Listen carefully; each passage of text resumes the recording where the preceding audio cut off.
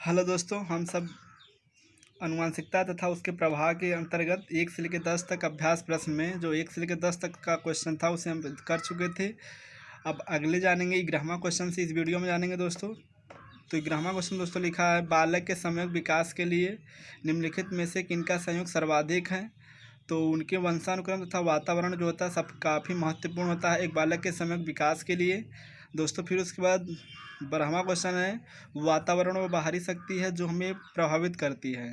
तो यह बात रॉस ने कहा था। फिर आगे दोस्तों 13वां लिखा है, बच्चे उसी वातावरण में ज़्यादा सीखते हैं या फिर सीख सकते हैं जहाँ उनके अनुभव और भावनाओं को उचित स्थान मिले। फिर दोस्तों खेलने का मौका मिले, मित्र बनाने का मौका मिले, अनुशासन। तो दोस्तों जहाँ अनुभवों तथा भावनाओं को उचित स्थान मिले वही सबसे महत्वपूर्ण है एक बालक को सीखने के लिए।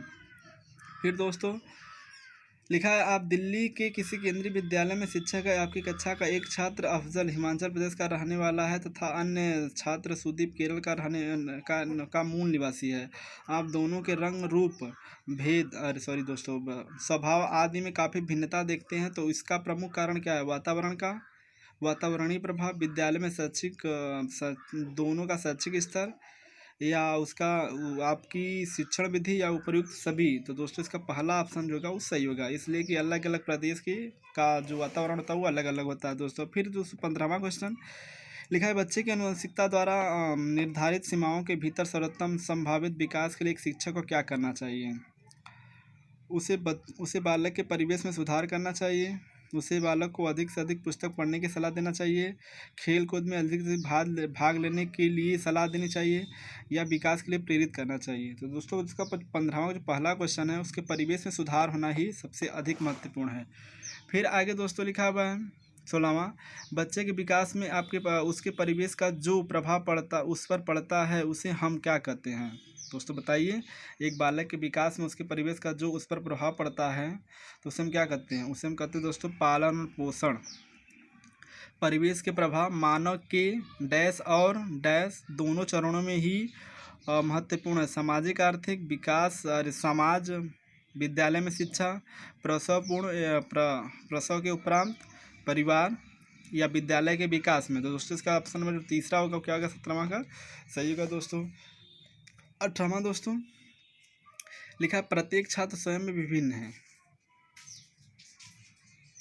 इस तथ्य का प्रमुख कारण क्या है? वातावरण, भौतिक वातावरण, सामाजिक वातावरण, आनुवंशिकता। तो दोस्तों इसका ऑप्शन नंबर जो चौथा होगा वो क्या होगा? सही होगा, इसलिए कि तीनों हो सकते हैं। आपकी कक्षा का एक छात्र कक्षा में रोज अनुशासनहीनता करता है। आप इस समस्या के समाधान हेतु निम्नलिखित में से क्या अपनाएंगे? दोस्तों क्या अपनाएंगे? आप रोज़ उसे पीट तो सकते नहीं एनसीएफ के अनुसार, फिर उसका नाम तो काट नहीं सकते, फिर वो दोस्तों केवल अनुशासनहीनता करता तो इसका ही मतलब कि नहीं पागल है। तो दोस्तों इसका ऑप्शन नंबर जो पहला होगा वो क्या होगा? सही होगा दोस्तों। फिर बालक क्या है, आप उसकी क्षमता क्या है, उसका पर्याप्त विकास क्यों नहीं हो पाता है, आदि के प्रश्नों के उत्तरदायित्व क्या है? वंशानुक्रम, वातावरण। तो दोनों दोस्तों इसमें क्या होते हैं? ऑप्शन में सही होते हैं। फिर चौथा क्वेश्चन लिखा कि आज अपराध की घटना बाल अपराध की घटना बढ़ती जा रही है। 21वां क्वेश्चन दोस्तों लिखा है, आज बाल अपराध की घटना बढ़ती जा रही है, इसके कारण शिक्षण विधि प्रणाली में जटिलता आ रही है। आपके अनुसार इसका प्रमुख कारण क्या है? दूषित वंशानुक्रम, दूषित सामाजिक वातावरण, दूषित परिवेश। तो दोस्तों सब इसमें क्या होंगे? लिप्त रहते हैं। फिर 21वां और 22वां लिखा है कि विकास की वर्तमान विचारधारा निम्नलिखित में से किसका महत्व करता है? केवल प्रकृति, केवल पोषण। दोनों गलत हो जाएगा दोस्तों। जब दोनों गलत हो गया तो लास्ट वाला भी सही नहीं होगा, तो दोस्तों बचा कितना? दोनों सही हो जाएंगे दोस्तों। फिर अगला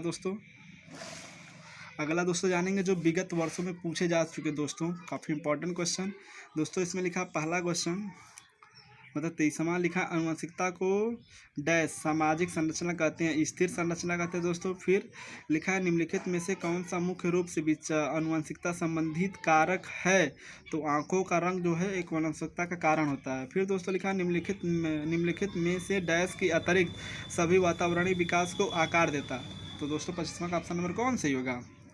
शारीरिक गठन, शिक्षा की गुणवत्ता, संस्कृति, पौष्टिकता की गुणवत्ता। तो दोस्तों इसका जो ऑप्शन नंबर चौथा सही होगा शारीरिक जो गठन होता है, यही वातावरणीय का जो विकास के अंतर्गत आता है 25वां का। दोस्तों अब आगे 26वां है, लिखा है निम्न में से कौन सा कथन बच्चे के विकास में परिवेश की भूमिका का समर्थन करता है। तो दोस्तों बताइए कौन सा ऐसा मतलब कि बच्चे का परिवेश होगा या फिर विकास का परिवेश होगा जिसमें बच्चे के विकास की भूमिका को समर्थन करता है। तो दोस्तों इसका जो दोस्तों ऑप्शन नंबर दूसरा है, पिछली कक्षा में दशाब्दियों में बुद्धि लब्धता परीक्षा में शिक्षार्थी के औसत प्रदर्शन में जो लगातार वृद्धि हुई है, इसको यह समर्थन करता है। फिर 27वां दोस्तों लिखा है मानवीय विकास की आवश्यकता एवं परिवेश की भूमिका के संदर्भ में निम्नलिखित में से कौन सा कथन समुचित है।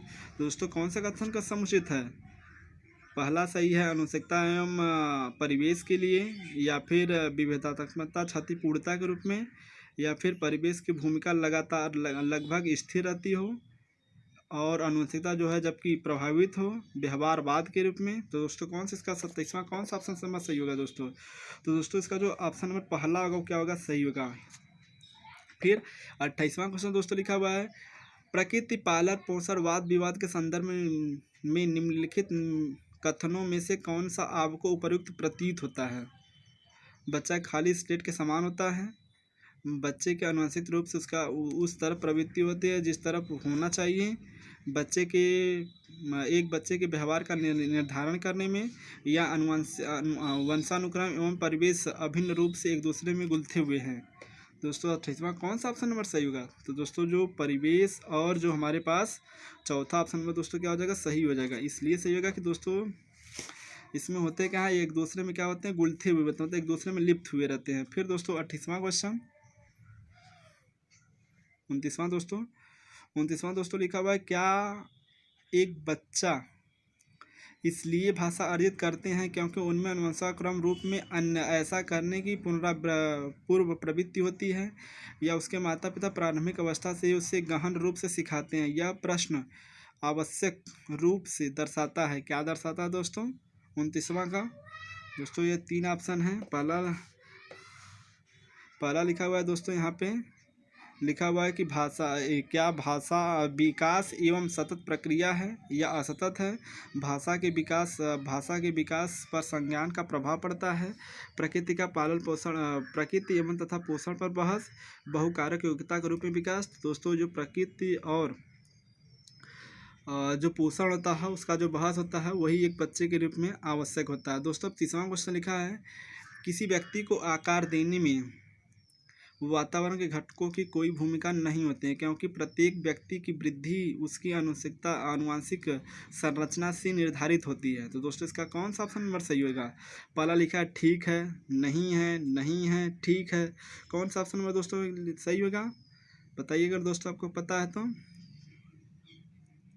दोस्तों इसका जो ऑप्शन नंबर तीसरा होगा ठीक नहीं है, क्योंकि बहुत से शोध यह सिद्ध करते हैं कि विकास में वातावरण का कठिन प्रभाव पड़ता है। तो दोस्तों ये तीसरा ऑप्शन क्या हो जाएगा? सही होगा। दोस्तों इस वीडियो का लास्ट क्वेश्चन फिर दोस्तों लिखा हुआ है पहले लिखा हुआ है डैश तथा डैश की विशिष्ट अननोन क्रिया का परिणाम विकास के विविध मार्गों तथा निष्कर्षों के रूप में हो सकता है। वंशानुक्रम, पर्यावरण, चुनौतियाँ, सीमाएं, स्थिरता, परिवर्तन, खोज या पोषण। तो दोस्तों वंशानुक्रम जो था पर्यावरण जो होगा इस ऑप्शन का क्या होगा? ऑप्शन नंबर सही होगा। तो दोस्तों इसी प्रकार से हम हर चैप्टर का जो सीटेट के दृष्टिकोण से इम्पोर्टेंट चैप्टर होते हैं उसी को हम हर वीडियो को अपलोड करते हैं धीरेन्द्र शर्मा स्टडिंग के चैनल पे, यूट्यूब के चैनल पे। दोस्तों आप हमारे वीडियो को देखिए, अच्छा लगे तो कमेंट कीजिए तथा हमारे वीडियो को आप सब्सक्राइब कीजिए, लाइक कीजिए, और कोई डाउट हो तो कमेंट ज़रूर कीजिए दोस्तों। ओके दोस्तों।